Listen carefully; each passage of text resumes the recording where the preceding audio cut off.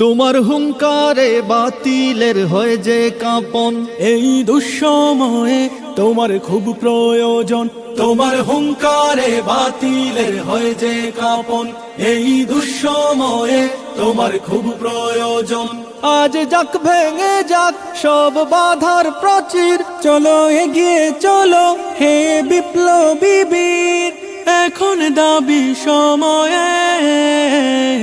আল্লামা হুসামুদ্দিন ছোট সাহেব আমাদের, আল্লামা হুসামুদ্দিন ছোট সাহেব আমাদের।